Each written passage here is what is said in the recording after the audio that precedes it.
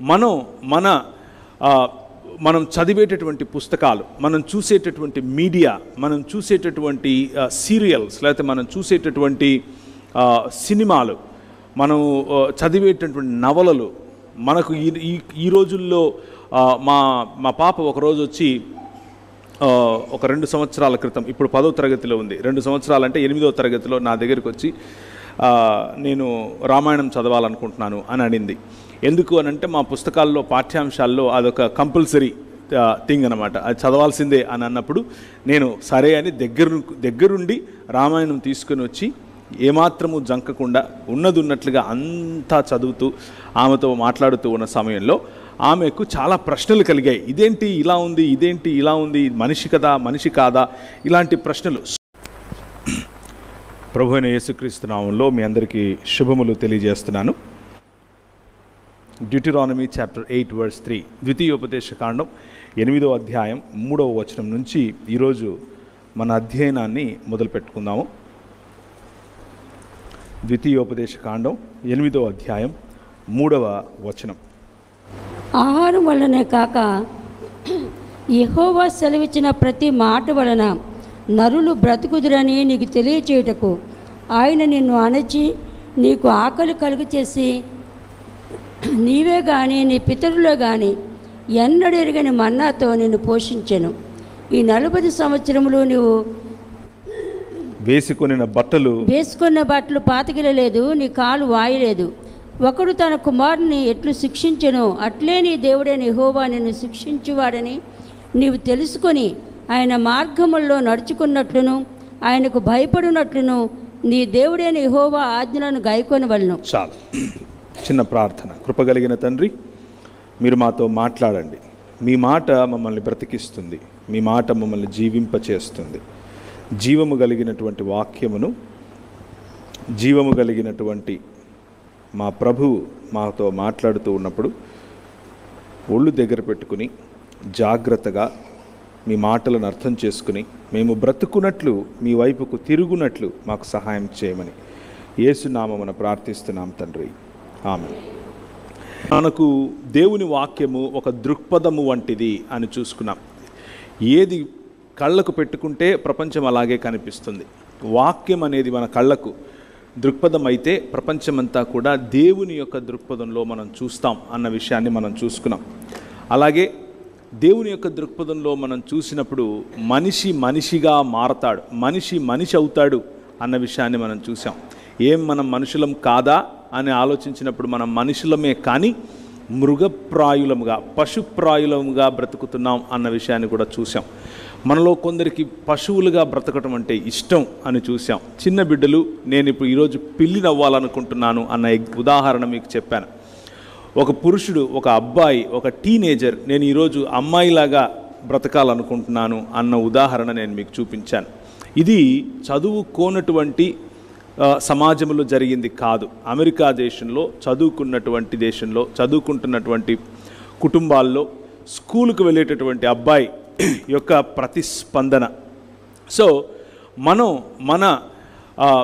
మనం చదివేటటువంటి పుస్తకాలు, మనం చూసేటటువంటి మీడియా, మనం చూసేటటువంటి సీరియల్స్, లేకపోతే మనం చూసేటటువంటి సినిమాలు, మనం చదివేటటువంటి నవలలు, మనకు ఈ రోజుల్లో మా పాప ఒకరోజు వచ్చి ఒక 2 సంవత్సరాల క్రితం, ఇప్పుడు 10వ తరగతిలో ఉంది, 2 సంవత్సరాలంటే 8వ తరగతిలో నా దగ్గరికి వచ్చి నేను రామాయణం చదవాలనుకుంటున్నాను అని అనింది. ఎందుకు అని అంటే మా పుస్తకాల్లో పాఠ్యాంశాల్లో అదొక కంపల్సరీ థింగ్ అనమాట, అది చదవాల్సిందే అని అన్నప్పుడు నేను సరే అని దగ్గరుండి రామాయణం తీసుకొని వచ్చి ఏమాత్రము జంకకుండా ఉన్నట్లుగా అంతా చదువుతూ ఆమెతో మాట్లాడుతూ ఉన్న సమయంలో ఆమెకు చాలా ప్రశ్నలు కలిగాయి. ఇదేంటి ఇలా ఉంది, ఇదేంటి ఇలా ఉంది, మనిషి కదా, మనిషి కాదా, ఇలాంటి ప్రశ్నలు. సో మనిషిని మనిషిగా మాత్రమే చెప్పేటటువంటి ఏకైక పుస్తకము, 66 పుస్తకాలు ఉన్నటువంటి దేవుని వాక్యము అన్న విషయాన్ని మనం చూసాం. మనిషిని గద్దగానో, పాముగానో, కోతిగానో, లేకపోతే ఎలిఫెంట్ గానో, ఇంకేదో గానో తక్కువ స్థాయిలో చూపించే ప్రయత్నం మనిషిని ఏనాడు దేవుని వాక్యం చేయదు. మనిషికి ఉన్నటువంటి డిగ్నిటీని మనిషికి ఇవ్వాలి అన్నది దేవుని యొక్క ఆలోచన, దేవుని సంకల్పం వాక్యం నుంచి బయటపడుతుంది అని చూసాం. దేవుని హృదయం వాక్యము నుంచి తెలుసుకుంటాం అని చూసాం. వాక్యము అనేటటువంటి దర్పణం, వాక్యం అనేటటువంటి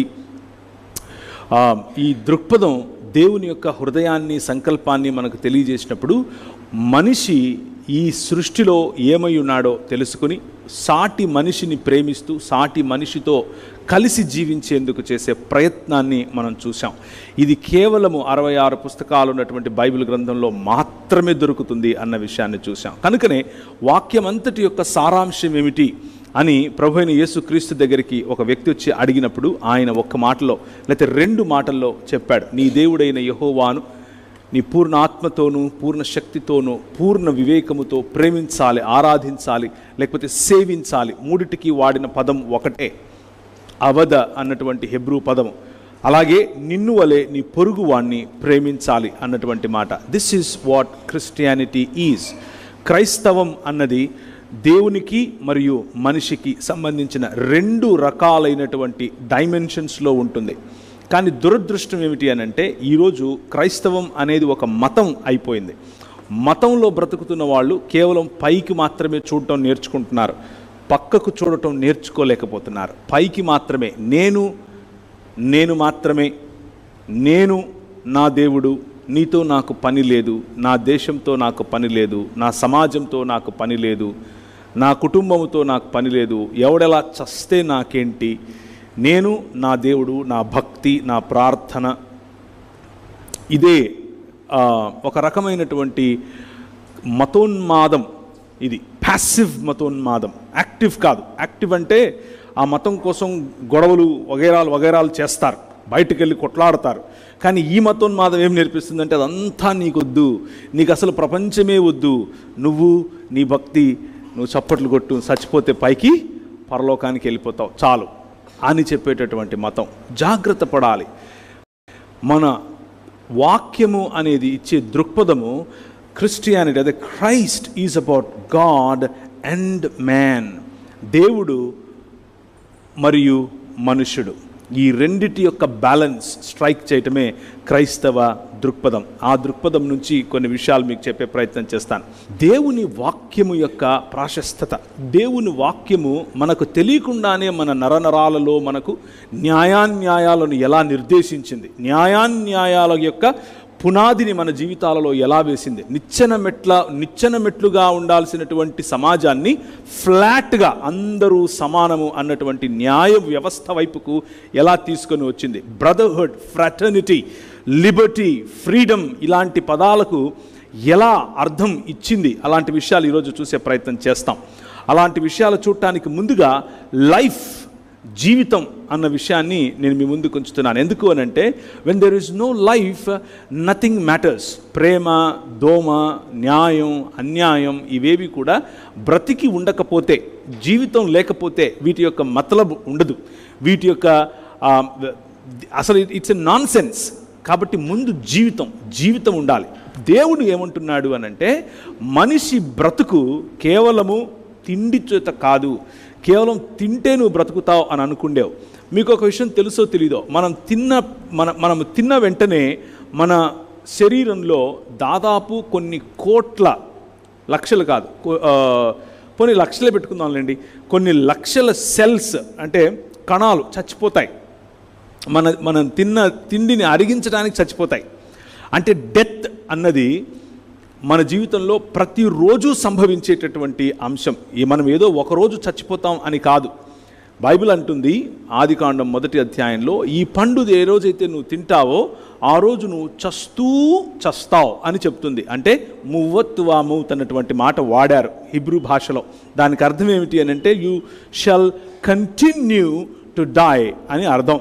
సో ఒకానొక రోజు సంపూర్ణంగా చచ్చిపోతావు, కానీ నిజానికి ప్రతిరోజు నువ్వు యాక్చువల్గా బ్రతుకుతున్నావు అని నువ్వు అనుకుంటున్నావు, కానీ యాక్చువల్గా నువ్వు చచ్చిపోతున్నావు రోజు.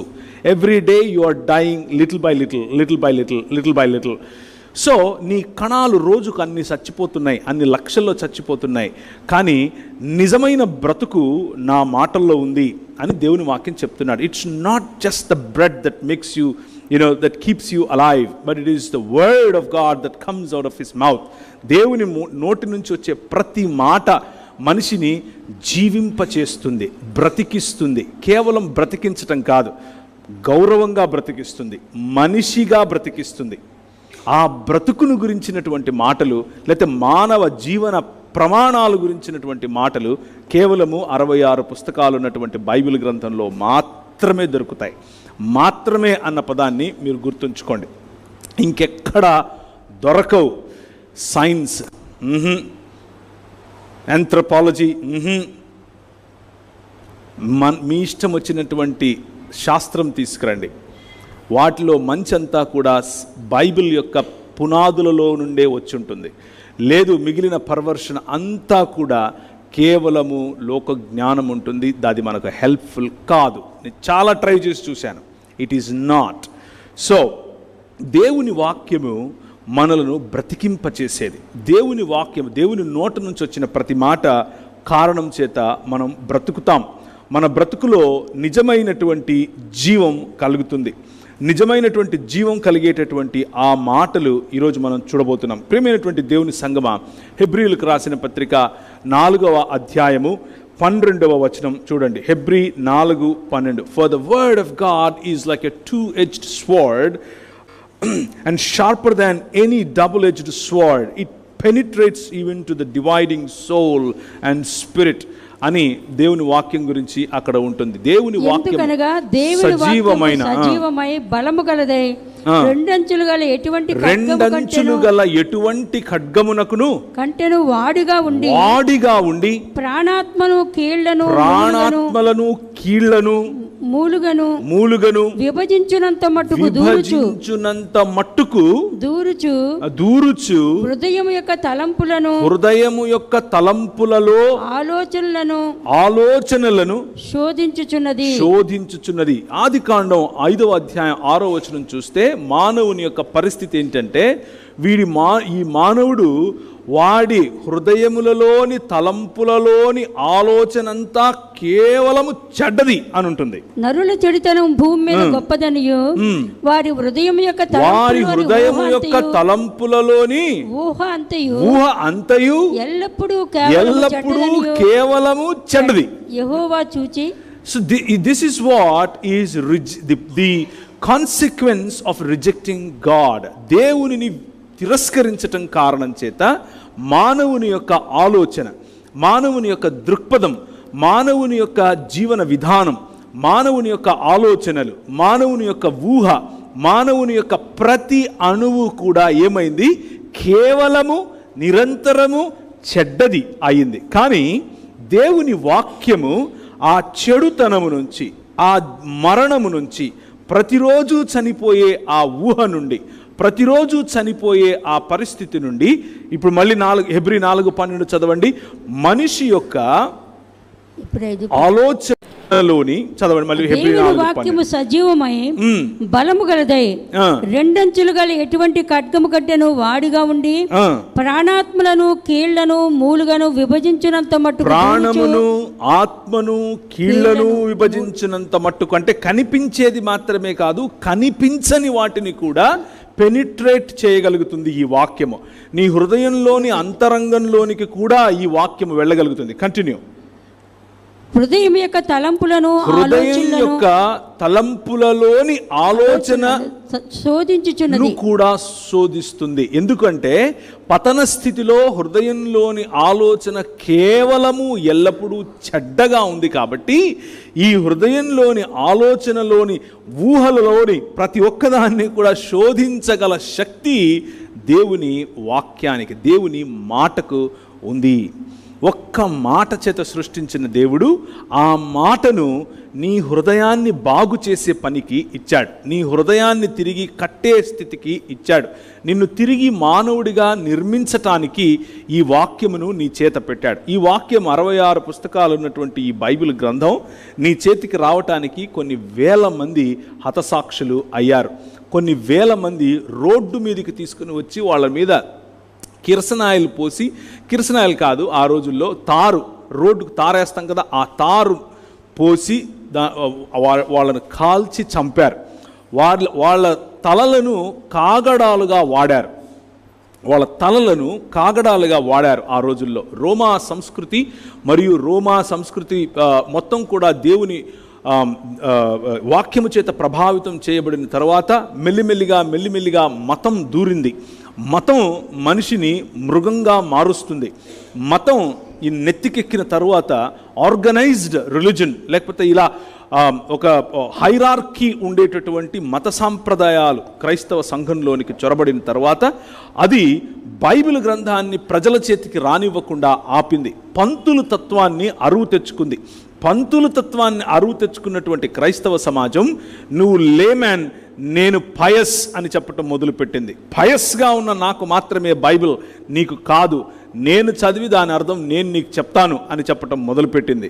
అలా జరిగిన తరువాత కొన్ని వందల సంవత్సరాలు అలా ఉన్నప్పుడు టిండేల్ లాంటి వారు, విక్లిఫ్ లాంటి వారు అనేకులు దేవుని గ్రంథాన్ని సామాన్య ప్రజలకు, లాటిన్ భాష అర్థం కాని వారికి, గ్రీకు భాష అర్థం కాని వారికి, ఇంగ్లీష్ భాషలో చదవాలనుకున్న వారికి, ఫ్రెంచ్ భాషలో చదవాలనుకున్న వారికి వారి భాషలోనే ఈ గ్రంథం అందాలి అన్నటువంటి ఆలోచనతో దానిని తర్జుమా చేయటం, అనువదించిన తర్వాత ముద్రించటం, చేత్తో వ్రాయటం, చేవ్రాతలను భద్రపరచడం జరిగితే భయంకరమైనటువంటి విధ్వంసం సృష్టించారు ఆనాటి మత పెద్దలు. మతం మనిషిని మృగంగా చేస్తుంది. అది క్రైస్తవ మతమైనా సరే. నెత్తికెక్కించుకుంటే అది మృగంగా మారుతుంది. వాక్యము జీవింపచేస్తుంది. వాక్యాన్ని అనుసరిస్తే మనము జీవిస్తాం.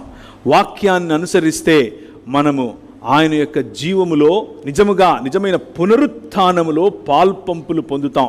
పునరుత్థానము ఎన్నటికీ చనిపోనటువంటి సెల్స్, ఎన్నటికీ చనిపోనటువంటి శరీరం, ఎన్నటికీ చనిపోనటువంటి రక్తమాంసములు, లేకపోతే ఎన్నటికీ తరిగిపోనటువంటి దేహం మనం తిరిగి సంపాదించబోతున్నాం.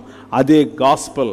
We are going to live back once again and the whole world, ఆయన చేసినటువంటి భూమి ఆకాశములు ఆయన తిరిగి నూతన సృష్టిగా చేయబోతున్నాడు. నూతన సృష్టిలో భాగముగా నూతన సృష్టి అయినటువంటి నీవు ఆ నూతన సృష్టిని ఏలబోతున్నావు. ఆ నూతన సృష్టి కార్యము దేవుని మాట చేత మొదలు పెట్టబడింది. So the word of God is the instrument and the means to new creation. దేవుని వాక్యము నూతన సృష్టికి నాంది. దేవుని వాక్యము నూతన సృష్టికి పునాది. దేవుని వాక్యము నూతన సృష్టిలో నిర్మాణాత్మకమైనటువంటి పనిని చేస్తోంది. అందులో భాగం నువ్వు, అందులో భాగం నేను, అందులో భాగం సర్వ మానవ సమాజం. ఈ వాక్యము కేవలము క్రైస్తవులకు కాదు. ఈ వాక్యము కేవలము ఫలానా కులంలో పుట్టిన వాళ్ళకు కాదు. ఈ వాక్యము కేవలం ఒక దేశానికి చెందిన వాళ్ళకు కాదు. ఈ వాక్యము సర్వమానవాళికి. తెలిసి తెలియకుండానే అనేకులు ఈ వాక్యము చేత ప్రభావితం చేయబడ్డారు. ఒక సహోదరుడు నా మీద చాలా కోపంగా ఉన్నాడు. ఒకరోజు చాలా కోపంగా ఉన్నాడు. ఎందుకంటే నేను ఇలా డిబేట్స్ వగేరాలో పాల్గొంటూ ఉంటాను కాబట్టి నేనంటే కొంచెం ఆ అబ్బాయికి కోపంగా ఉండి నాతో ఫోన్లో చేసి నన్ను బాగా తిడుతూ ఉంటే నేను ఆ అబ్బాయిని అడిగాను, బ్రదర్ ఒక్క నిమిషం ఆగండి, తిడుదురు కానీ మీరు తిట్టడానికి వాడే భాష తెలుగు భాష మీకు తెలుసా అని అడిగాను. తెలుసు అని అన్నాడు. మరి మీరు తెలుగు చదవగలరా అని అన్నాను. చదవగలను అని అన్నాడు. ఎలా చదవగలరు అని అన్నాను. నేను బడికి పోయినాను కాబట్టి చదవగలను అని అన్నాడు. అయితే మీరు సగం క్రైస్తవంలోకి వచ్చినట్లే అని చెప్పా. మీరు సగం బడికి వెళ్ళిన కారణం చేత మీరు సగం క్రైస్తవంలోకి వచ్చినట్లే అని చెప్పాను. అదేంటి అని మళ్ళీ ఇంకా కోప్పడ్డాడు. నేను చెప్పాను, మీరు మీ సామాజిక వర్గం వారు ఏనాడు చదువుకు నోచుకోలేదు. కానీ 66 పుస్తకాలు ఉన్నటువంటి ఈ బైబిల్ గ్రంథం నీకు, మీ తల్లిదండ్రులకు, వారి తల్లిదండ్రులకు కూడా చదువు చెప్పే అవకాశం, చదువు రావాలందరికీ అని నేర్పినటువంటి మాట దేవుని మాట. దేవుని మాట. దాని కారణం చేతనే ఈరోజు మీరు నాతో తెలుగులో మాట్లాడుతున్నారు. అది మీకు అర్థమవుతుందా అని అడిగితే ఆ అబ్బాయికి కోపం వచ్చి ఫోన్ పెట్టేశాడు. ఇంకొకసారి ఇంకొక అమ్మగారు ఆమె డౌట్స్ సిన్సియర్గా అడుగుతోంది. ఆమె తప్పేం కాదు. ఈ సాయికృష్ణ గోమటం గారి వాళ్ళ అమ్మగారు అడిగినట్లుగానే సిన్సియర్గా అడుగుతోంది. ఏంటి బాబు అన్నిటికీ క్రైస్తవం కారణం అంటావు? అలా కాదు కదా అంటే నేను మెల్లిగా అడిగాను, ఆంటీ కాలుకి ఏమైంది ఆంటీ అని అడిగాను. అంటే ఏం లేదు నాన్న, కొంచెం రాయి తగిలింది అని అంటే, బాగా నొప్పిగా ఉంది ఆంటీ, సారీ ఆంటీ, మీకు ఏదైనా మందులు వేసుకుంటున్నారా అంటే, అంత బాగానే ఉంది నాన్న, మరి నేను అడిగిన ప్రశ్నకు సమాధానం చెప్పలేదు అని అంటే, సమాధానం అదే చెప్తున్నాను ఆంటీ అన్నాను. ఏంటి సమాధానం ఎక్కడుంది ఇందులో అని అడిగింది. అని అంటే, మీరు ఏదైతే కరెక్ట్ కాదు అని అంటున్నారో అందులోకి సగం నిలబడి మీరు నన్ను ఈ ప్రశ్న అడుగుతున్నారు అని చెప్పాను. ఎందుకు అని అంటే, స్త్రీకి వైద్యం చేస్తే ఈ దేశంలో అది ఒప్పుకునేవారు కాదు. మన దగ్గర ఉన్నటువంటి సంస్కృతి ప్రకారం, మనము రాసుకున్నటువంటి పుస్తకాల ప్రకారం స్త్రీని వైద్యుడు తాకకూడదు. మీకు తెలుసా అంటే ఈ విషయం అన్నాను. అదేంటన్నా, అవునా అంటే, అవునా అంటే, వైద్యుడు తాకితే మీకు వచ్చేటటువంటి స్వస్థతకు కారణము 66 పుస్తకాలు ఉన్నటువంటి బైబిల్ గ్రంథమే. మీరు సగం ఆల్రెడీ క్రైస్తవులు అంటే అని చెప్పాను. ఆమెకు అర్థం కావట్లేదు. ఏంటన్నా ఏం మాట్లాడినా కానీ నువ్వు క్రైస్తవం అంటావేంటి? Exactly, there is nothing, we breathe the word of God if you want to look at it that way. మనము పీల్చే గాలి దేవుని వాక్యం.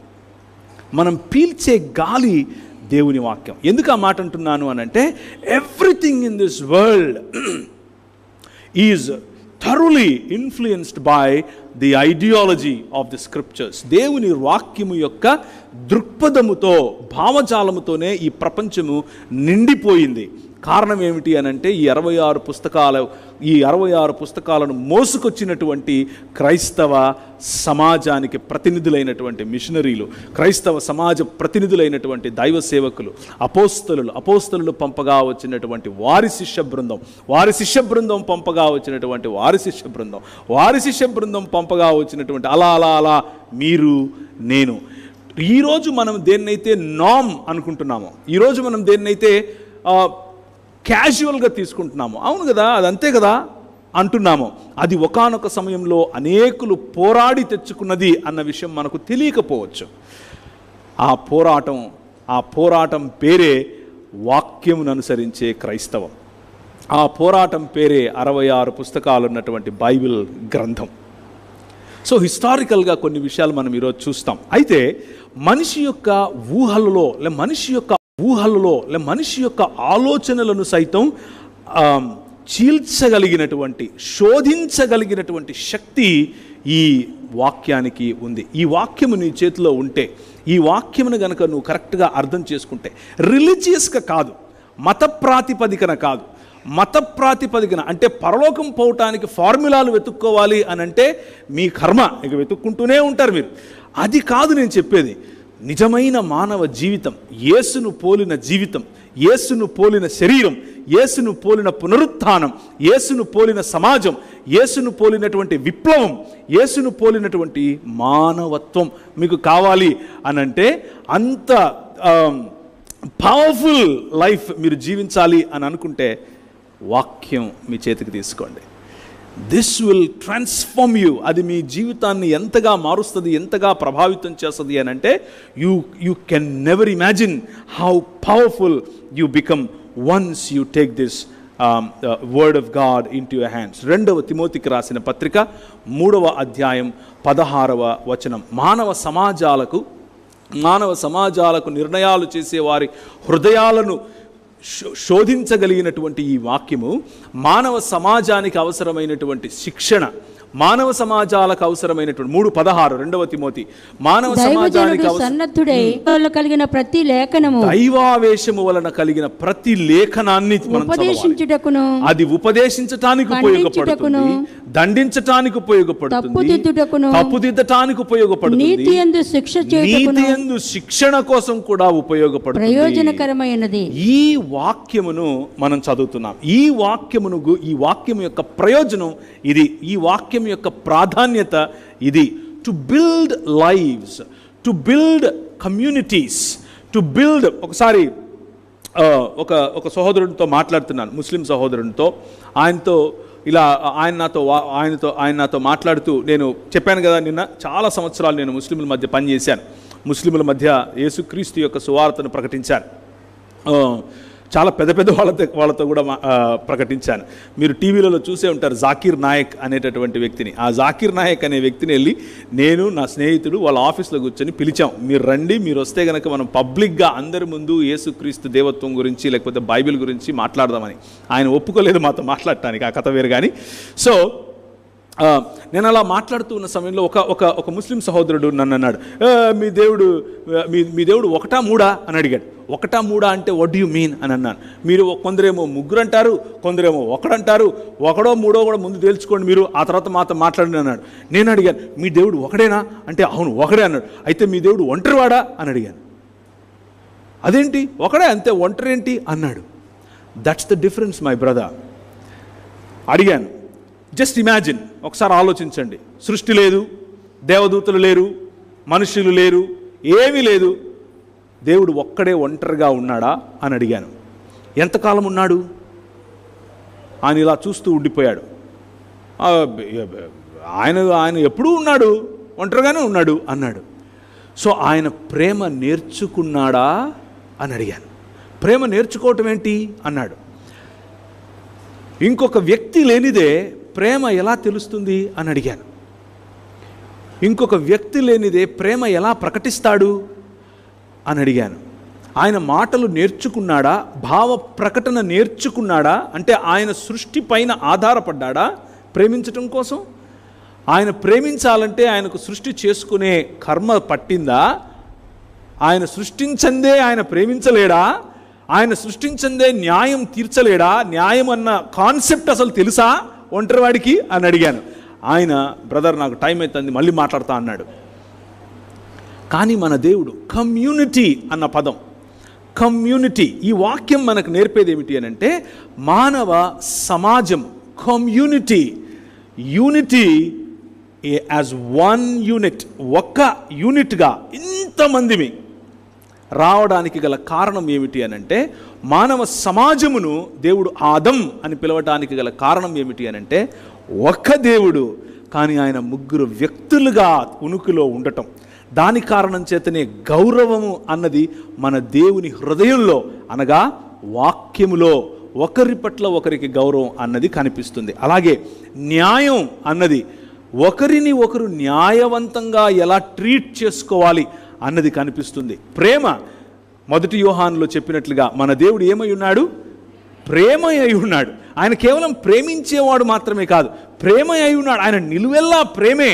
ఎలా సాధ్యం ఒంటరిగా ఉన్నవాడికి నిలువెల్లా ప్రేమ? తన్ను తాను ప్రేమించుకుంటున్నాడా? లేకపోతే తన్ను తాను ప్రేమించుకుంటే మనం ఏమంటాం? స్వార్థపరుడు అంటాం. ఆయన ప్రేమ పోనీ త్యాగభరితుడా? ఎలా త్యాగం చేశాడు? ఎవరికి త్యాగం చేశాడు? ఎవరి కోసం త్యాగం చేశాడు? పురాతన కాలము మొదలుకొని శాశ్వత కాలము తన ప్రత్యక్షతలు చూపిస్తూ వస్తున్నటువంటి మన ప్రభువు ఆనాడు తండ్రి యొక్క అభీష్టము నెరవేర్చటం కోసం సృష్ట్యారంభమునకు ముందే తండ్రితో చేసినటువంటి ఒడంబడిక, కమిట్మెంట్, ఆ కమిట్మెంట్ ఏక చిత్తము కలిగి వేరు వేరు వ్యక్తులైనప్పటికీ ఏక చిత్తము కలిగి ప్రవర్తించేటటువంటి ఒక దేవుడు. షమా ఇస్రాయేల్ ఏమని చెప్పాడు? షమా ఇస్రాయేల్ యాహ్వే ఎలోహిను యాహ్వే ఎహాద్ అన్నాడు. అనగా ఇశ్రాయేలు వినుము, నీ దేవుడగు యెహోవా అద్వితీయుడు అగు యెహోవా. ఎంత అద్వితీయుడు! ఆ అద్వితీయత్వం మనకు ఈ వాక్యములో మాత్రమే పరచబడుతుంది. వితౌట్ దిస్ వర్డ్, ఈ వాక్యము లేనిదే, ఈ వచనము మన చేతిలో లేనిదే, ఆయన మాట మన చేతిలో లేనిదే, how do we know what is justice? మనకు ఎలా తెలుస్తుంది న్యాయం అంటే ఏంటో? How do we know what is love? భలే వారే బ్రదర్, ప్రపంచంలో ఇంకెవరికి తెలీదా? ఓన్లీ క్రైస్తవులకే తెలుసా అని మీరు అడగచ్చు.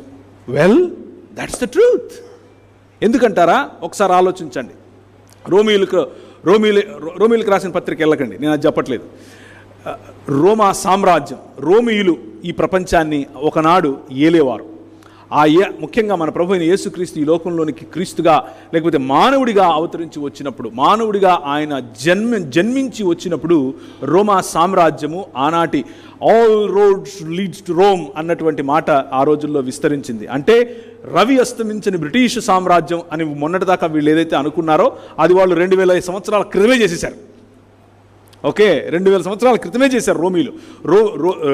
రోములకు ముందు గ్రీకులు చేశారు. గ్రీకుల్లో నుంచి వచ్చిన మన దేశానికి వచ్చి మన దేశం పైన రాజ్యం చేసింది ఎవరు చెప్పండి? అలెగ్జాండర్. కరెక్ట్. మకిదూనియాకు చెందినటువంటి అలెగ్జాండర్ అని ఆయన ఈ దేశానికి వచ్చాడు.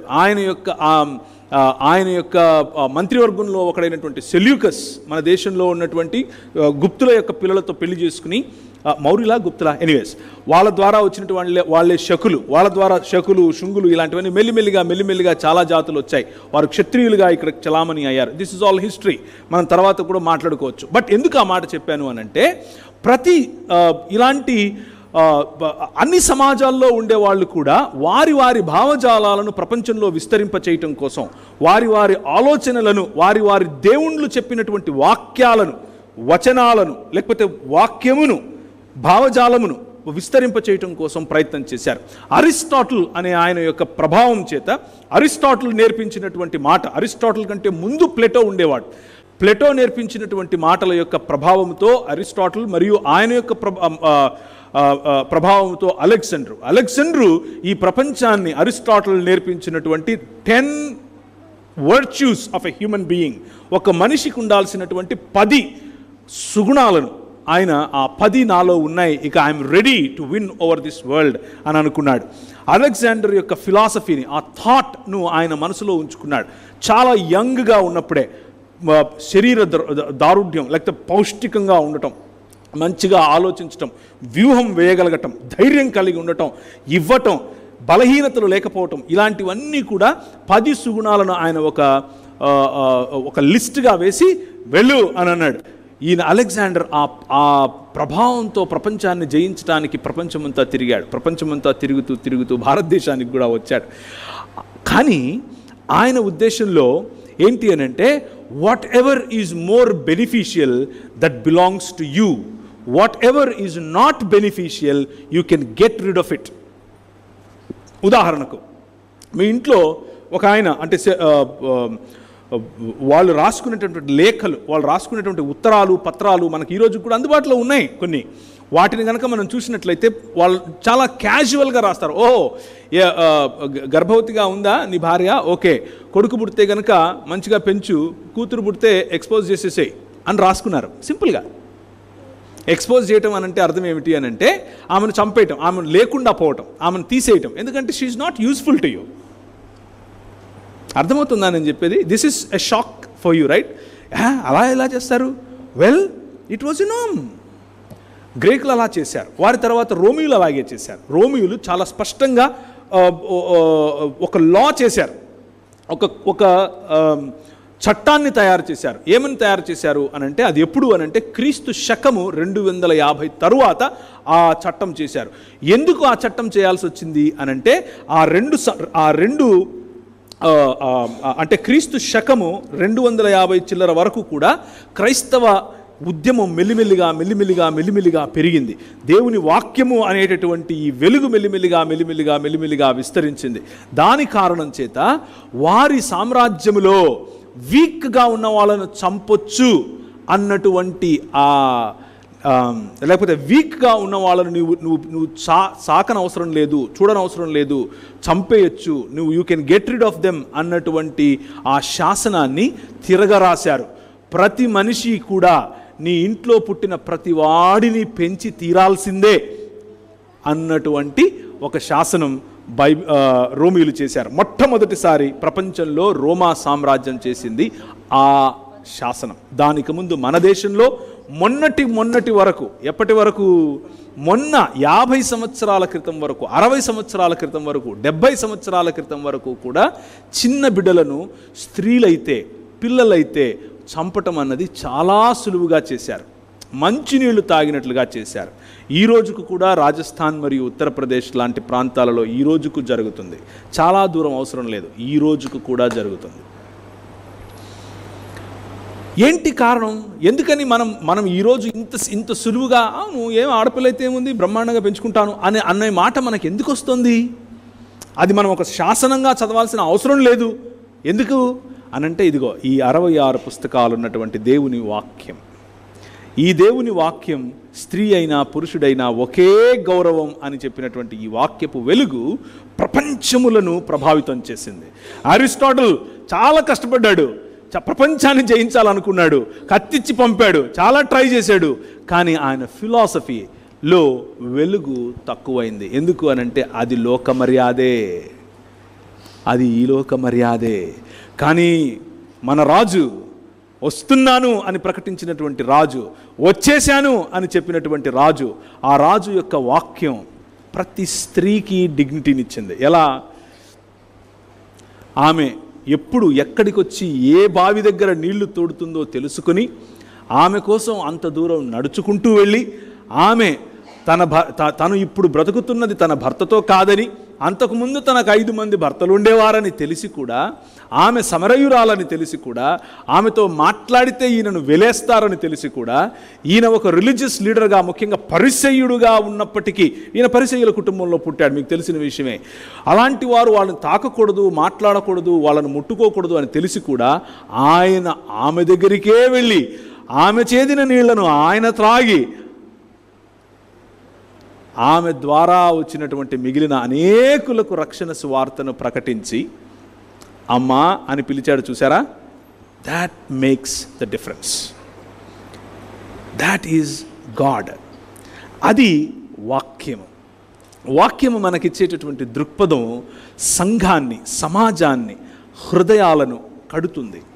సంఘాన్ని, సమాజాన్ని, హృదయాలను నిర్మిస్తుంది. ఆ నిర్మాణంలో ఐక్యత కనిపిస్తుంది, ఆ నిర్మాణంలో సుభిక్షత కనిపిస్తుంది. దేవుని వాక్యము రిలీజియస్గా, కేవలము మతపరంగా గనక చదివితే అందులో నుంచి డాక్ట్రిన్ తీస్తావు బయటికి. ఏమని? ఏదో కొన్ని ఫార్ములాలు పెట్టుకుని, ఆ ఫార్ములా ఇది, ఈ ఫార్ములా ఇది, మన దేశంలో మమ అన్నట్లు మనం కూడా ఆమెన్ అంటే అయిపోతుంది. దాట్ ఈజ్ భక్తి, దట్ ఈజ్ రిలీజియస్ భక్తి. కానీ commitment to the heart of God, దేవుని హృదయానికి నువ్వు ఇచ్చేటటువంటి కమిట్మెంట్, దేవుని హృదయానికి హృదయంతో నువ్వు చేసేటటువంటి ఒడంబడిక, ఆయన మాటను తూచా తప్పకుండా పాటించటము ద్వారా కలుగుతుంది. ప్రపంచములను, దేశ రాజులను, దేశములను ఏలే వారిని ఈ వాక్యం ఏం చేసింది? ఇప్పుడు మళ్ళీ చదవండి, 2వ తిమోతిలో మనం చదివింది. బుద్ధి చెప్పింది, సరిచేసింది, శిక్షణనిచ్చింది, సన్మార్గము చూపించేలా ప్రతి సత్కార్యానికి కూడా పునాదిని వేసింది.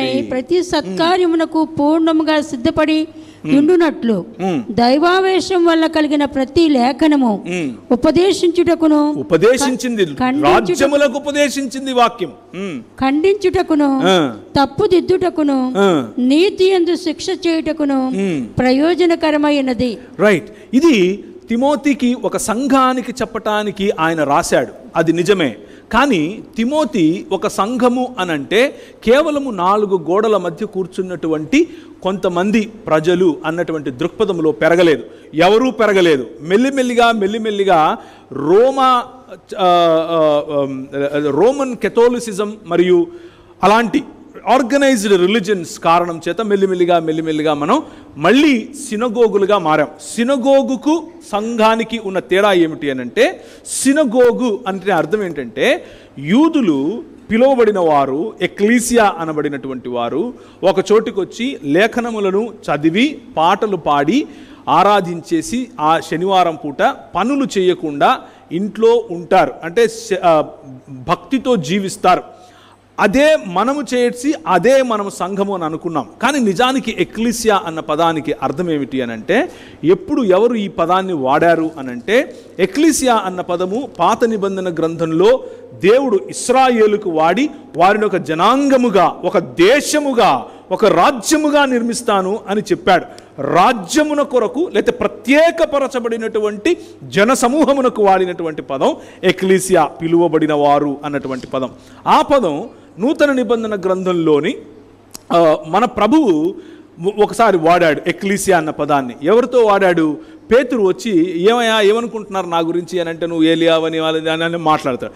నువ్వేమనుకుంటున్నావు ఇంతకు పేతురయ్యా అంటే, పేతురు ఏమన్నాడు, సర్వోన్నతుడైన దేవుని కుమారుడగు క్రీస్తువు అని నేను నమ్ముతున్నాను అని అంటే, ఈ సత్యము పైన నువ్వు ఒప్పుకున్నటువంటి ఈ సత్యం పైన I shall build my church అని అన్నాడు. నా ఎక్లీసియాను నేను కడతాను అని అన్నాడు. ఎక్లీసియా అన్న పదం చాలా కేటగారికల్గా ఆయన అక్కడ వాడాడు. ఇంతకు ఏంటి ఎక్లీసియా అన్న పదము అని అంటే, ఆయన కంటే ముందు ఆయన వాడింది గ్రీక్ పదం కదా. అక్కడ ఆయన కంటే ముందు రోమీయులు, లేకపోతే ఆయన కాంటెంపరీస్గా ఉన్న రోమీయులు ఎక్లీసియా అన్న పదం వాడతారు. దేనికి వాడతారు అని అంటే, లేకపోతే ఆ రోమీయుల కంటే ముందు గ్రేకులు ఉన్నారు, వాళ్ళు కూడా ఎక్లీసియా అన్న పదం వాడతారు. దేనికి వాడతారు అని అంటే, వారి భావజాలాన్ని విస్తృతం చేయటం కోసం. కైసర్ ఎలా ఉంటాడు, కైసర్ అగస్తస్ యొక్క గొప్పతనం ఏంటి, కైసర్ అగస్తస్ ఎలా తింటాడు, కైసర్ అగస్తస్ ఎలాంటి బట్టలు వేసుకుంటాడు, కైసర్ అగస్తస్ ఎలాంటి పర్ఫ్యూమ్ వేసుకుంటాడు, కైసర్ అగస్తస్ ముందుకెళ్ళినప్పుడు ఎలా వంగాలి, దీన్ని కైసర్ కల్ట్ అని పిలిచారు. ఇదొక ఆ రోజుల్లో ప్రివైల్డ్గా ఉన్నటువంటి భావజాలం. ఎక్కడ చూసినా కానీ కైసర్ అగస్తస్ యొక్క విగ్రహాలు కనిపిస్తాయి, ఎక్కడ చూసినా కానీ కైసర్ తిబేరియస్ యొక్క విగ్రహాలు కనిపిస్తాయి. Caesar Tiberius is the son of God, Caesar Augustus is God, he is theon అని చెప్పుకునేటటువంటి కల్ట్. వారేం చేశారు అని అంటే, కైసర్ యొక్క గొప్పతనం ప్రకటించడం కోసం, ఎక్కడికి వెళ్ళినా కానీ ఆయనను గురించి మాట్లాడటం కోసం సోల్జర్స్ కానటువంటి వారిని కొంతమందిని ఏర్పరిచారు. వీళ్ళ పని ఏంటి అని అంటే, సంస్కృతులలోనికి చొచ్చుకొని పోవాలి, సమాజంలోనికి చొచ్చుకొని పోవాలి. They are committed to Caesar Augustus, they are committed to Caesar Tiberius. అలాగే వీళ్ళకంటే ముందు గ్రీకులు ఉన్నారు. గ్రీకులు అరిస్టాటిల్ యొక్క సిద్ధాంతం, ప్లేటో యొక్క సిద్ధాంతం, వారి యొక్క దార్శనికత అంటే ఫిలాసఫీ, వారి యొక్క ఆలోచనలు, వారి యొక్క పద్ధతి, జీవన విధానం, వారి యొక్క పైథాగరస్ చెప్పినటువంటి మాటలు, ఇలాంటి ప్లేటో చెప్పినటువంటి మాటలు, ఆ తర్వాత మెల్లిమెల్లిగా అది నియో ప్లెటోనిజంగా మారటం. వీటిని ఎక్కడెక్కడైతే వారు రాజ్యాలను స్వతంత్రించుకున్నారో, ఉదాహరణకు పంజాబ్, సింధు,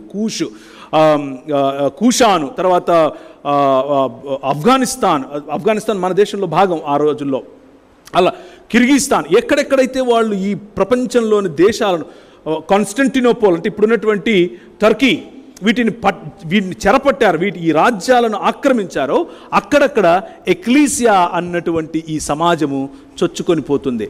వాళ్ళకు గ్రీకు నేర్పిస్తుంది, వాళ్ళకి గ్రీకు భాషలో మాట్లాడటం నేర్పిస్తుంది, గ్రీకులలాగా ఆలోచించటం నేర్పిస్తుంది, గ్రీకులలాగా రాయటం నేర్పిస్తుంది. మీకు ఒక విషయం తెలుసో తెలియదో, మన అశోక ద గ్రేట్, అశోకుడు ఇంట్లో గ్రీకు మాట్లాడేవాడు. తను రాసినటువంటి వ్రాతప్రతులు అనేకం గ్రీకులో ఉంటాయి, తను వేయించినటువంటి శిలాఫలకాలు అనేకం గ్రీకులో ఉంటాయి, తమిళంలో ఉంటాయి. సంస్కృతం ఎక్కడ కనపడదు. పాలి భాషలో ఉంటాయి, గ్రీకులో ఉంటాయి, తమిళంలో కూడా ఉంటాయి. ఆయన వేసినటువంటి మన ప్రాంతం దాటిన తర్వాత తమిళంలో బయటపడ్డాయి. So how is it possible? ఇంత దూరం ఉన్నటువంటి ఈ అశోకుడికి గ్రీక్ ఎలా వచ్చింది? దాట్ ఈజ్ ఎక్లీసియా చేసేటటువంటి పని అది. They transform societies, they transform your language, they transform the way you think, they transform the way you talk about peace, the way you talk about justice, the way you talk about, look at human beings. ఇదంతా కూడా నీ ఆలోచనలో మార్పును తీసుకొస్తుంది. మన ప్రభువు అదే పదాన్ని వాడి నీకు నాకు కలీసియా అని పిలిచాడు.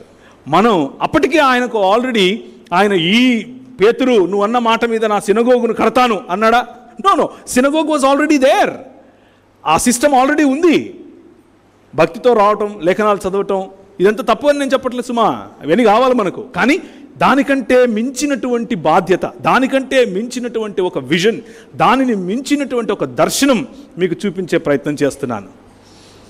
The focus of the word of God. ప్రపంచములను కేవలము 4 గోడల మధ్య కూర్చున్న వారికి బుద్ధి చెప్పటం, కేవలము 4 గోడల మధ్య కూర్చున్న వారికి నేర్పించటం, కేవలం 4 గోడల మధ్య కూర్చున్న వారికి నీతితో శిక్షణ ఇవ్వటం మాత్రమే మన పని కాదు. ప్రపంచములకు, రాజ్యములకు, దేశములకు 3వ అధ్యాయము 2వ తిమోతి మనం చదివినది. ఇప్పుడు చదవండి. ఎక్లీసియా చేయాల్సినటువంటి పని. దైవజనుడు సన్నద్ధుడై ప్రతి సత్కార్యమునకు పూర్ణముగా సిద్ధపడి ఉండునట్లు దైవావేశము వలన కలిగిన ప్రతిలేఖనము ఉపదేశించటానికి. ఎవరికి ఉపదేశించాలి? Now you think the big picture. I'm here to teach nations, ప్రపంచములకు, రాజ్యములకు. అర్థమవుతుందా? రాజ్యములకు ఉపదేశం చేయాలి, రాజ్యములకు బుద్ధి చెప్పాలి, రాజ్యములను ఖండించాలి, అవసరమైతే రాజ్యములను ఏలేటటువంటి వారిని మనం ఏం చేయాలి? నీతి మార్గములోనికి తీసుకొని రావటానికి మన వంతు ప్రయత్నం మనం ప్రయోజనకరమైనది చేయాలి.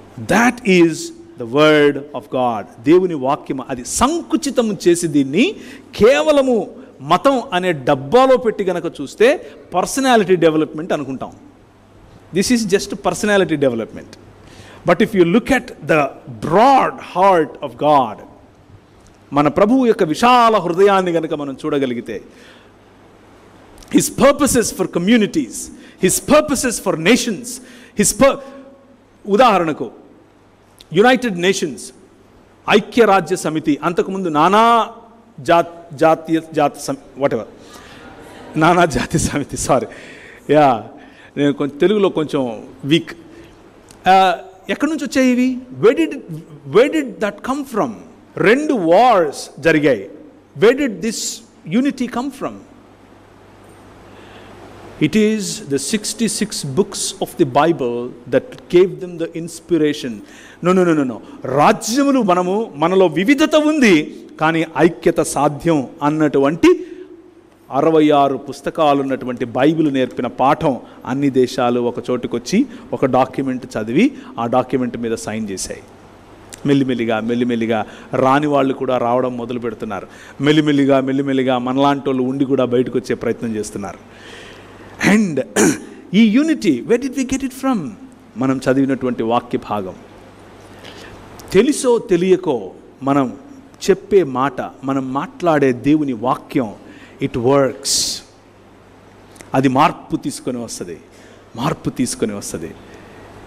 60 ఏళ్ల క్రితం స్త్రీలు పనిచేసేవాళ్ళు కాదు కదా. స్త్రీలకు ఉద్యోగం లేకపోతే ఉపాధి అన్నది చాలా కద్దు కదా. అమ్మా ఏంటి ఆమె పనిచేస్తుందా అనేవాళ్ళం కదా. ఈరోజు అందరూ ఏంటి నువ్వు పని చేయవా, ఇంట్లో ఉంటావా అని అంటున్నాం. ఎందుకు? వాయ్? మార్పు ఎలా? దైవజనుడు సన్నద్ధుడై నేర్పించినటువంటి మాట.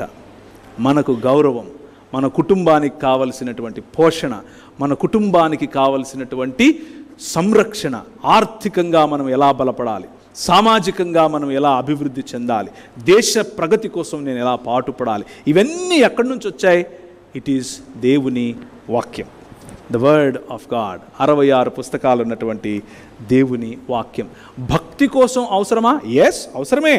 భక్తి కూడా కావాలి, భక్తిలో కూడా మనం ఎదగాలి. కానీ అక్కడే ఆగిపోతే దేవుని యొక్క ప్రణాళికను మిస్ అయిన వాళ్ళం అవుతాం. 119వ కీర్తనలో చాలా చక్కటి మాటలు. దేవా నీ వాక్యము నా పాదములకు దీపం కదా, నా త్రోవకు అది వెలుగు కదా. నా పాదములు ఈ త్రోవలో నడవాలి అనంటే నాకు నీ వాక్యము అనేటటువంటి కాంతి కావాలి. ఈ సమాజము సరైన తిన్నని దారిలో నడవాలి అనంటే ఈ వాక్యము యొక్క వెలుగు కనిపించాలి. ఎవరు చూపిస్తారు? అది నువ్వు నేను చూపించాలి.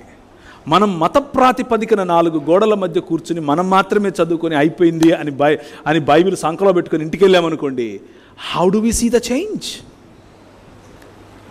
How? It is not possible. నా బాధ్యత ఏమిటి అనంటే ఈ వెలుగును మన పాట పాడతాం, జ్యోతిగామము చేయుమో దేవ, పైకెత్తి చూపించడం. ఈ పుస్తకం కాదు, ఈ పుస్తకంలో ఉన్నటువంటి వెలుగు జ్యోతులుగా ప్రకాశింపచేయాలి. ఎలా?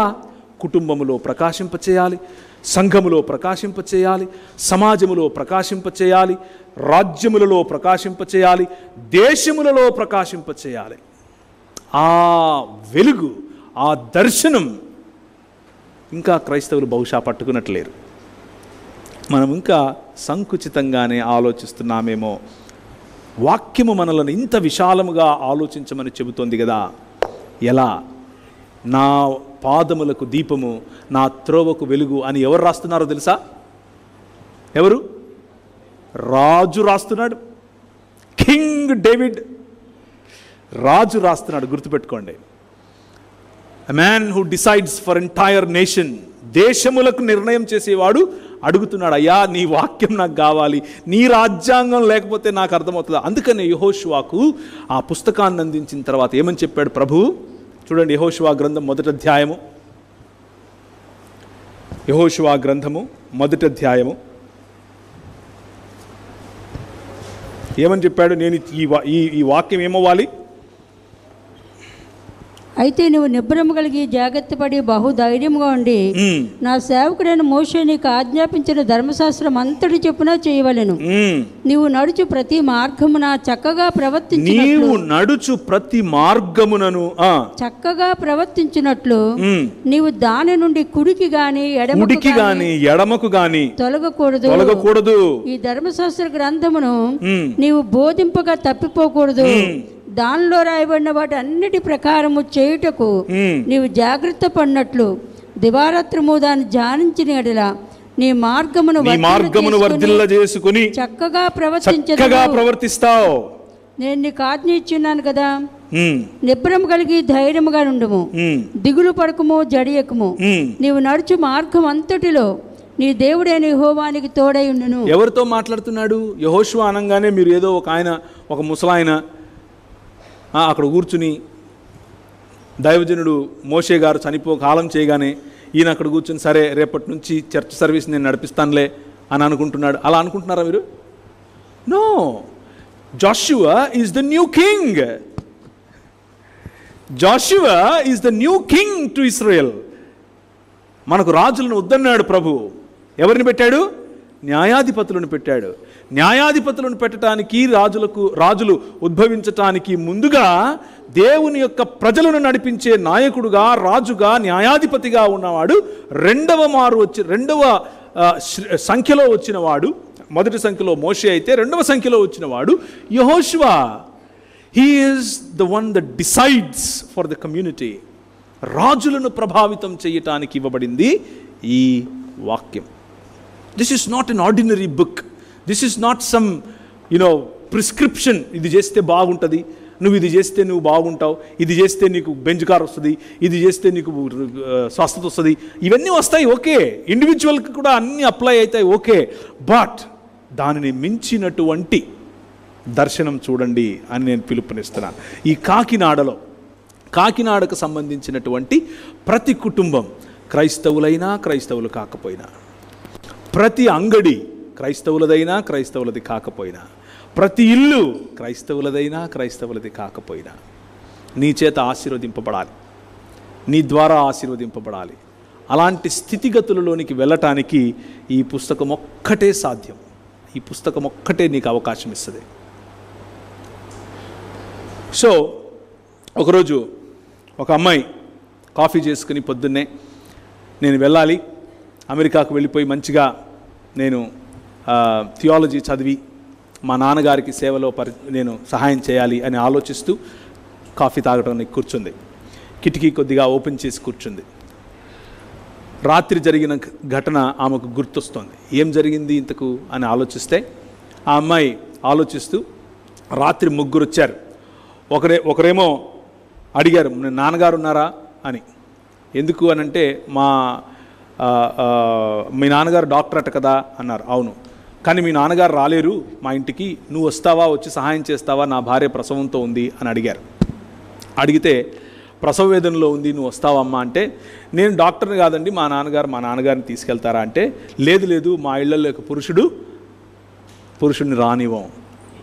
పురుషుడు స్త్రీకి ప్రసవం చేయటం ఏంటి, నా భార్య సచ్చినా పర్లేదు కానీ నా పురుషుడు వచ్చి నా భార్యకు ప్రసవం చేయటం ఏంటి అని వెళ్ళిపోయాడు. అలా ముగ్గురు వచ్చారు, ముగ్గురు వెళ్ళిపోయారు. ఉదయాన్నే అది ఆలోచిస్తూ ఆమె కాఫీ తాగుతూ తన ప్రయాణానికి సిద్ధపడుతూ ఉండగా డప్పుల సౌండ్ వినిపించింది. ఒకటి తర్వాత ఒకటి 3 శవాలు అక్కడి నుంచి వెళ్తున్నాయి.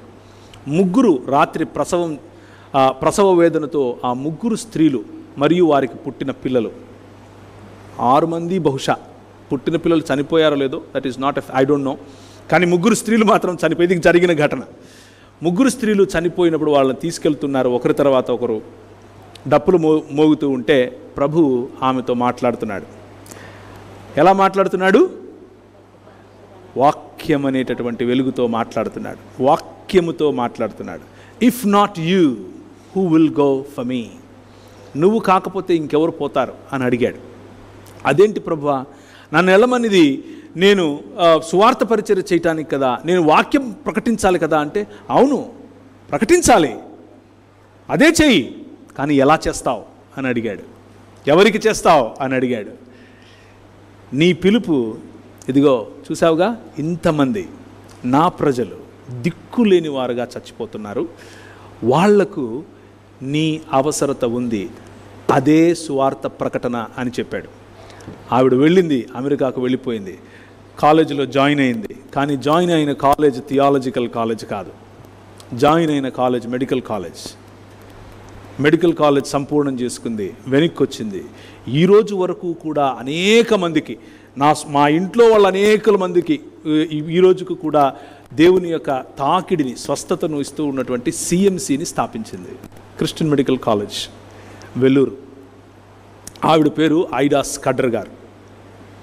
God speaks to us to disciple nations, ప్రపంచములను శిష్యత్వములోనికి నడిపించటానికి ఒక స్త్రీ.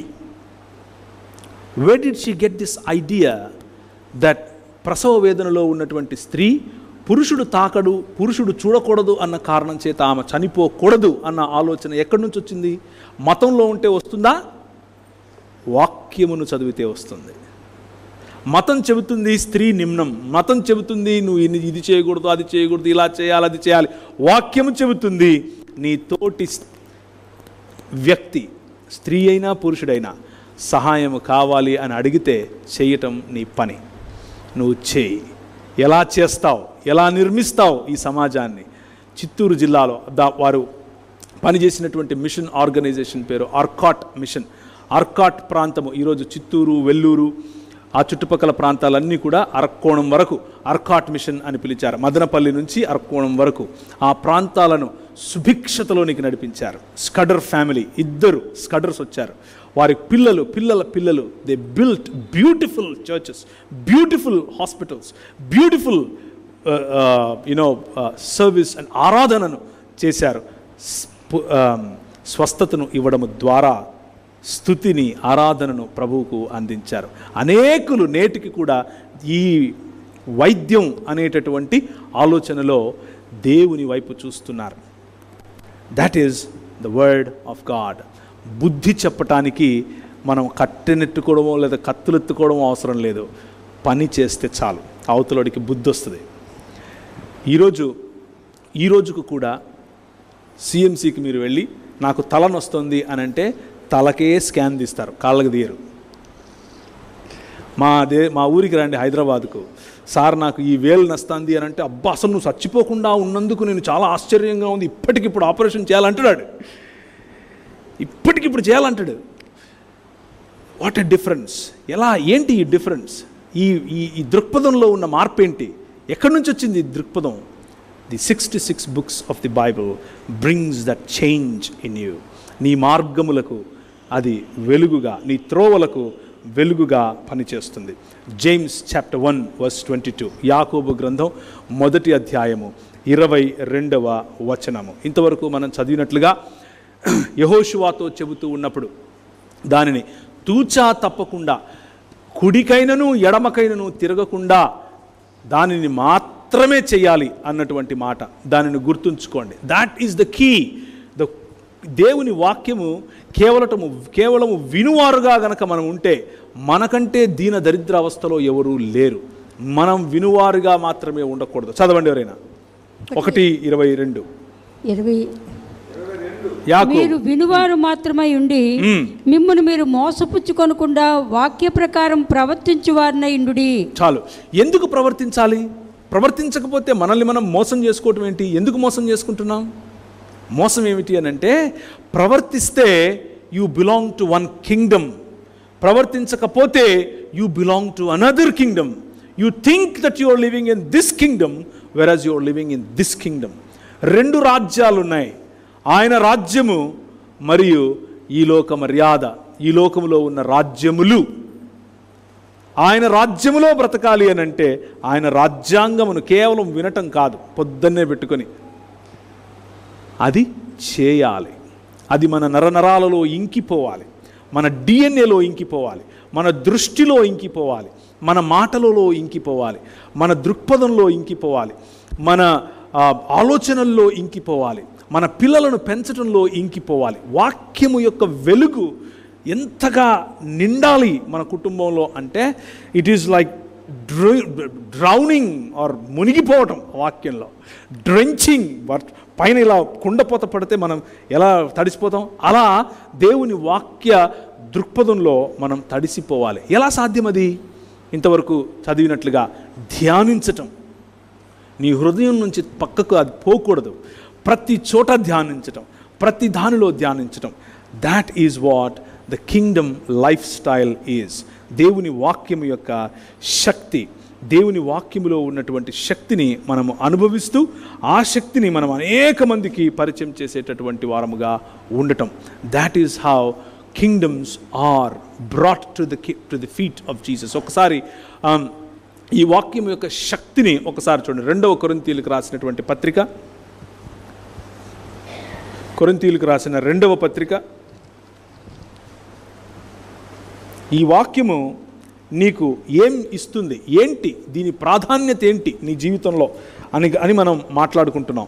ఈ ప్రాధాన్యత ఏమిటి అని అంటే నువ్వేం చేయగలవు దీనితో అని గనక ఆలోచిస్తే, ఈ ప్రపంచంలో 2వ కొరింథీయులకు రాసిన పత్రిక 3 నుంచి, మేము శరీరధారులమై నడుచుకొంచున్నాను, శరీర ప్రకారం యుద్ధము చేయము, మా యుద్ధోపకరణములు శరీర సంబంధమైనవి కావు గాని దేవుని ఎదుట దుర్గములను పడద్రోయజాలినంత బలము గలవై ఉన్నవి. మేము వితర్కములను దేవుని గుర్చిన జ్ఞానమును అడ్డగించు ప్రతి ఆటంకమును పడద్రోసి ప్రతి ఆలోచనను క్రీస్తుకు లోబడినట్లు చెరపట్టి మీరు సంపూర్ణ విధేయతను కనుపరిచినప్పుడు సమస్తమైన అవిధేయతకు ప్రతిదండన చేసి సిద్ధపడి ఉన్నాము. చాలు. తిమోతికి ఏ మాటలు అయితే చెప్పాడో ఆ మాటలను పౌలు స్వయంగా చేస్తున్నట్లుగా చెప్తున్నాడు.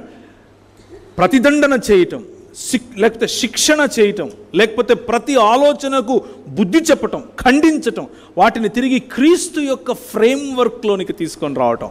ద క్రిస్టియన్ ఫ్రేమ్వర్క్ ఆర్ క్రీస్తు యొక్క ఫ్రేమ్వర్క్ ఏంటి? సమానత్వం. క్రీస్తు యొక్క ఫ్రేమ్వర్క్ ఏమిటి?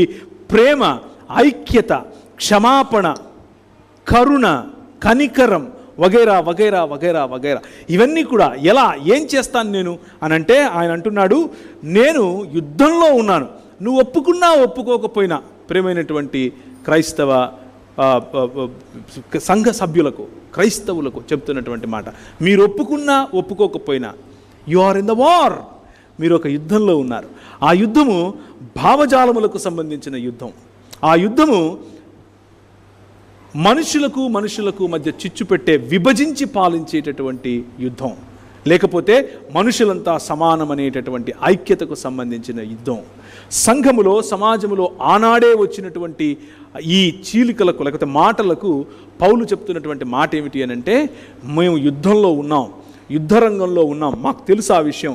అయితే మేము శరీరధారులమై నడుచుకొనుచున్నను, శరీర ప్రకారం యుద్ధం చేయము. మా యుద్ధోపకరణములు శరీర సంబంధమైనవి కావు. మేము కత్తులు, ఈటులు, బల్లాలు లేకపోతే గన్నులు ఎత్తుకుని రావటం లేదు. అది కాదు మా పని. That is not how we will win this world.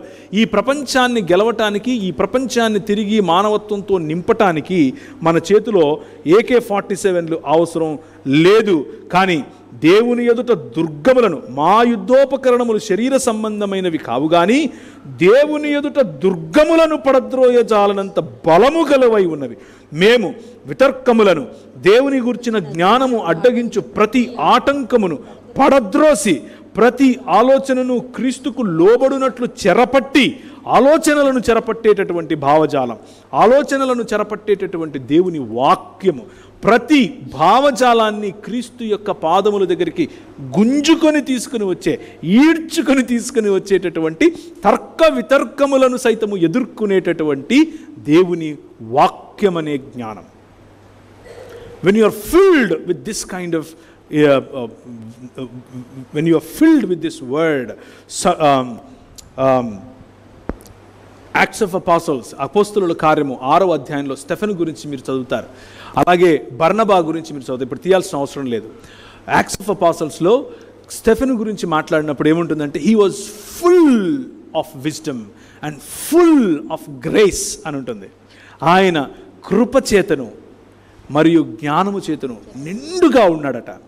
Because he was full of this word of God. దేవుని యొక్క వాక్యము చేత నింపబడి ఉన్నాడు. కాబట్టి దాని ప్రాధాన్యతను అర్థం చేసుకుంటే మనకు వచ్చేటి 2, జ్ఞానము మరియు కృప.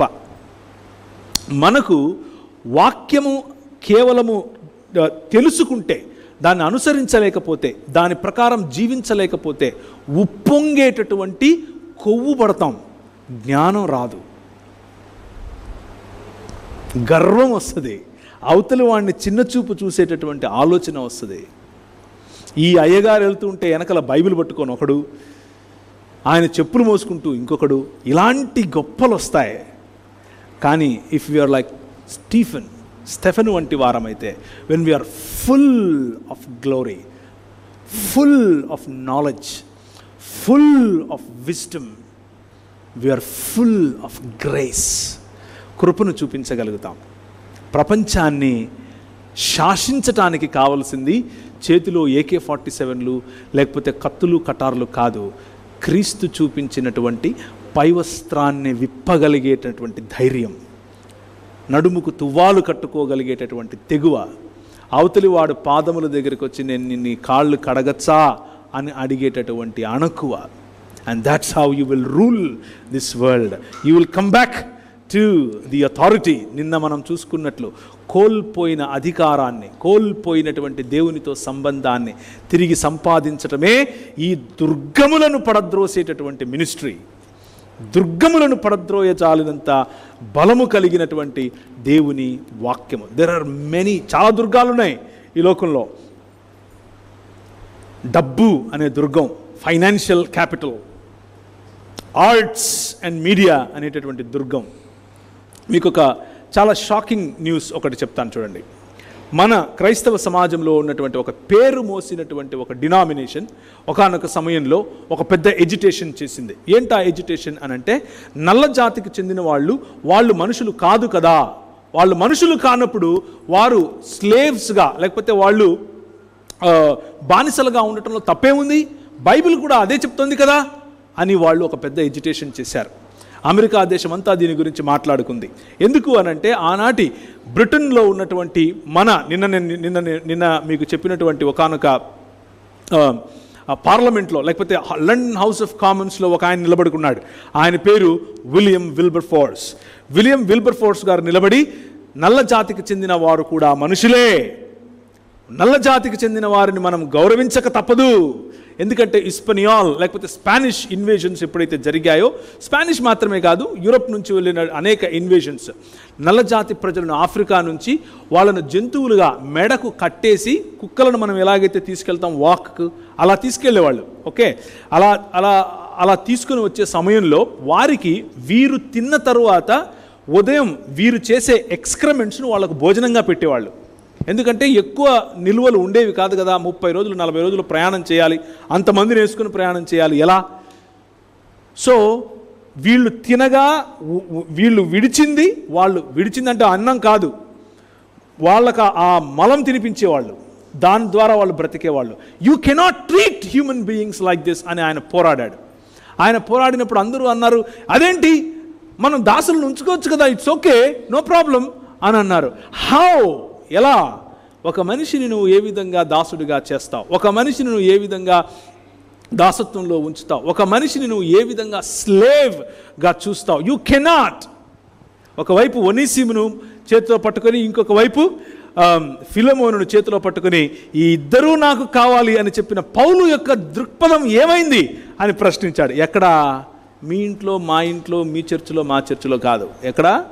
London house of Commons.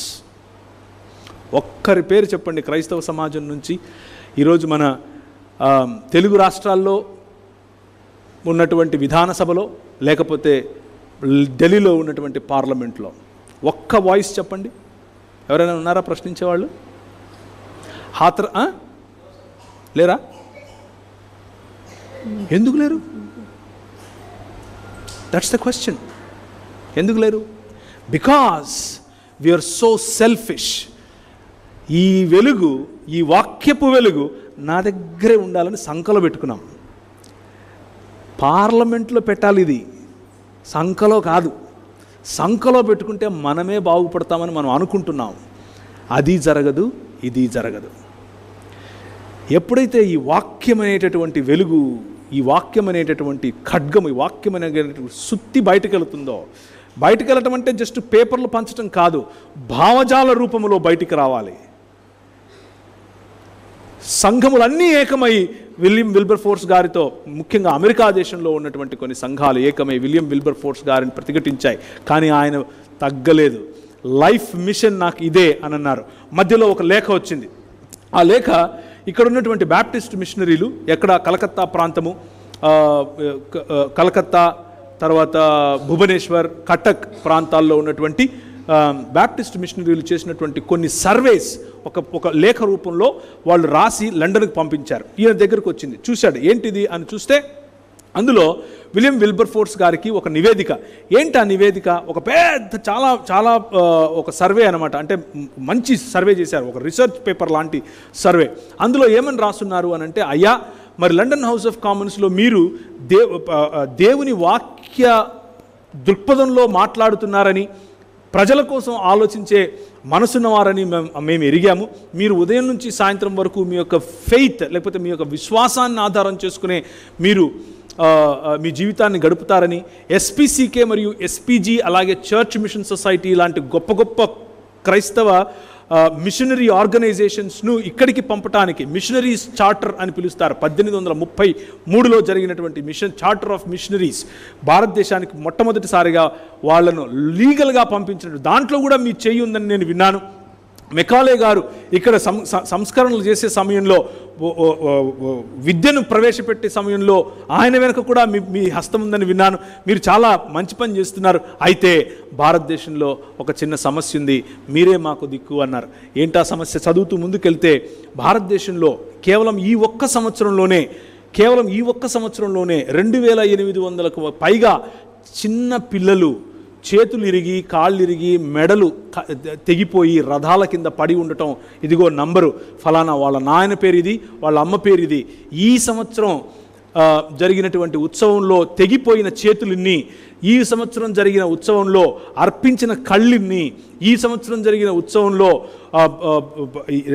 నదిలో పడిన పిల్లల సంఖ్య ఇది, గంగానది, ముఖ్యంగా కలకత్తా ప్రాంతంలో గంగానదిలో పడిన పిల్లల సంఖ్య ఇది అని చెప్పినప్పుడు విలియం విల్బర్ఫోర్స్ గారి హృదయం కరిగింది. అయ్యో ఏంటి, వాయ్, ఎందుకు అని అడిగారు. దానికి సమాధానం, మా దేశ సంస్కృతిలో అది ఉంది.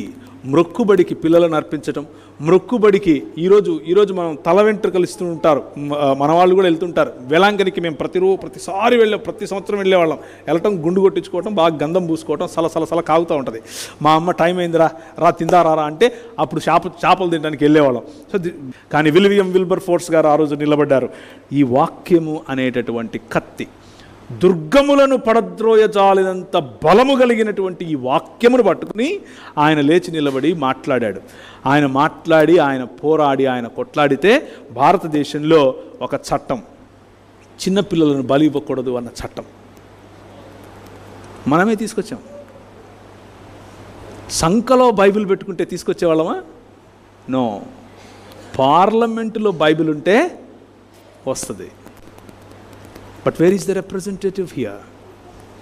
AD representative? వాక్యము, దాని ప్రాధాన్యత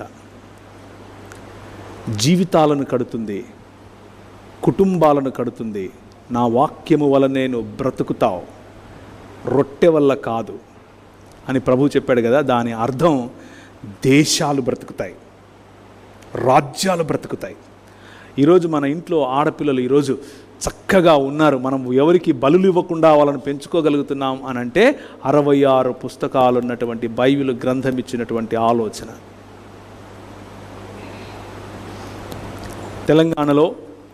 పసుపు పంట పండే ప్రాంతాల్లో నిజామాబాద్ నుంచి ఆదిలాబాద్ వరకు ఒక స్థల పురాణం ఉంది.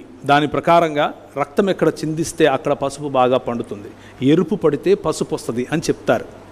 దానికోసం బార్డరింగ్ స్టేట్స్ ఛత్తీస్గఢ్, ఒడిషా, లేకపోతే మహారాష్ట్ర గడ్చిరోలి ప్రాంతాలు అక్కడికి వెళ్ళి ట్రైబల్ అంటే ఆదివాసీ పిల్లలను కొనుక్కొని వస్తారు. చిన్న పిల్లలను కొనుక్కొని వచ్చి వెనకల కత్తులు పట్టుకొని వాళ్ళని నరుకుతూ ఉంటే వీళ్ళు పరిగెడతారు, బాధ తట్టుకోలేక పరిగెడతారు.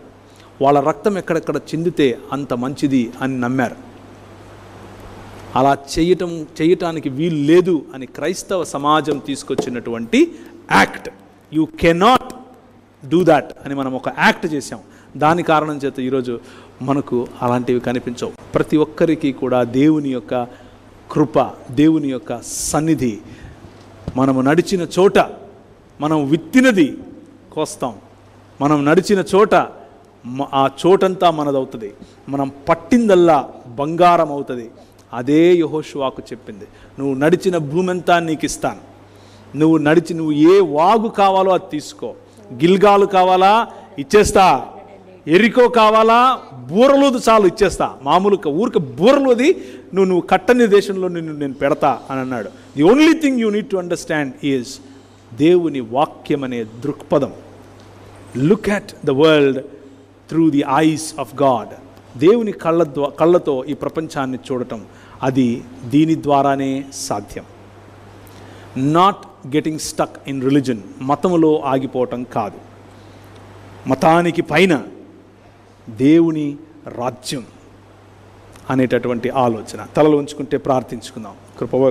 దేవుని యొక్క కృప మనకు తోడుగా ఉండునట్లుగా హిస్టారికల్గా జరిగినటువంటి మార్పులు, భారతదేశము అలాగే ప్రపంచవ్యాప్తంగా కూడా జరిగినటువంటి మార్పులు, ఆ మార్పులకు కారణమైనటువంటి బైబిల్ గ్రంథం, 66 పుస్తకాలు ఉన్నటువంటి ఈ వాక్యము యొక్క ప్రాధాన్యత, ఆ వాక్యము చదవటం మాత్రమే కాకుండా ఆ వాక్యమును అనుసరించటం వల్ల, మన జీవితాలలో వాటిని పాటించటం వల్ల వచ్చేటటువంటి ఆశీర్వాదం కేవలము మనకు మాత్రమే కాకుండా, కేవలం మన కుటుంబములకు మాత్రమే కాకుండా, సమాజముకు, యావత్ మానవ సమాజానికి మనం ఒక వెలుగుగా, జ్యోతిగా ఉండే అవకాశం, అలాంటి ప్రతిభ, అలాంటి నిపుణత మనకు ప్రభువు ఇస్తాడు.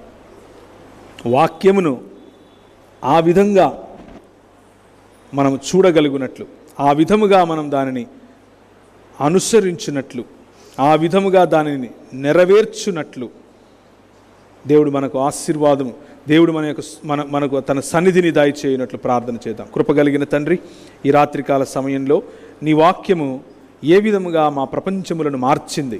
మేము ఈరోజు చాలా క్యాజువల్గా, నార్మల్గా తీసుకుంటున్నవన్నీ కూడా నీ వాక్యపు వెలుగులో మెల్లిమెల్లిగా రూపాంతరము చెందినటువంటి సమాజమే అన్నది మేము గుర్తుపెట్టుకుని, ఇంకా రూపాంతరము చెందాల్సినటువంటి, ఇంకా మా సమాజంలో మా ప్రజల నడుమ ఉన్నటువంటి నీవు కాని దుర్గములు, నీవు పెట్టని దుర్గములను పడద్రోసి ప్రజలను నిర్మించదగునట్లు అటువంటి శక్తిని, నీ వాక్య దృక్పథమును, నీ వాక్యమనే ఖడ్గమును మాకు దయచేయమని, వాటి ద్వారా మేము బ్రతుకున్నట్లు మాకు ధైర్యమును దయచేయమని, వాటి ద్వారా మేము బ్రతుకున్నట్లు మాకు స్ఫూర్తిని దయచేయమని, నీ నామమును, నీ రాజ్యమును విస్తరింపచేయునట్లు మాకు ఆ తెగువను దయచేయమని మా ప్రభువును ప్రియరక్షకుడైన యేసుక్రీస్తు నామమును అడిగి వేడుకుంటున్నాం తండ్రి. ఆమెన్.